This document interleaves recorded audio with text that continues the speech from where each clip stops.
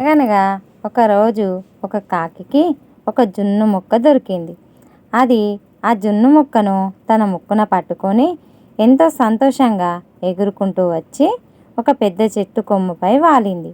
ఆ జున్ను ముక్కను ప్రశాంతంగా తినాలని దాని ఆలోచన.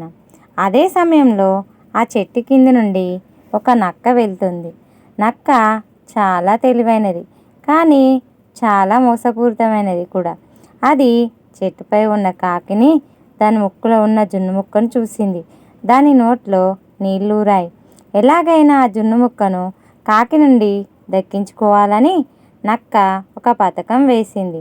నక్క కాకి దగ్గరికి వెళ్ళి ఎంతో గౌరవంగా ఇలా అంది: "ఓ అందమైన కాకి రాణి, మీరు ఎంత అందంగా ఉన్నారో, మీ రెక్కలు ఎంత నల్లగా ఎంత అందంగా మెరుస్తున్నాయో, మీ కళ్ళు ఎంత ప్రకాశవంతంగా ఉన్నాయో, ఈ అడవిలో మీ అంత అందమైన పక్షి ఇంకేదీ లేదు." కాకి నక్క మాటలకు పొంగిపోయింది. అది చాలా సంతోషంగా నక్కను చూసింది. నక్క మాటలు వినడానికి దాని చెవులు నిక్కబొడుచుకున్నాయి.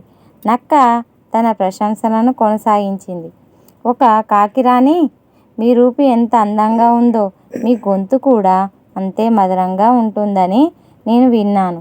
మీరు ఒక్క పాట పాడితే మీ పాట వినడానికి నేను ఆనందంగా ఎదురుచూస్తాను. దయచేసి మీ మధురమైన గొంతుతో ఒక పాట పాడండి." నక్క మాటలు వినగానే కాకికి చాలా సంతోషం కలిగింది. నా పాట వినాలని నక్క కోరుకుంటుందా? నా గొంతు మధురంగా ఉంటుందని ఇది మెచ్చుకుంటుందా అని అది గర్వపడింది. తన అందాన్ని, పాటను నక్క మెచ్చుకుందని నమ్మింది. తనలోని అతిశయం ఎక్కువైంది. కాకి తన పాటను పాడాలని గర్వంగా నోరు తెరిచింది. నోరు తెరవగానే దాని ముక్కులో ఉన్న జున్ను ముక్క కింద పడింది.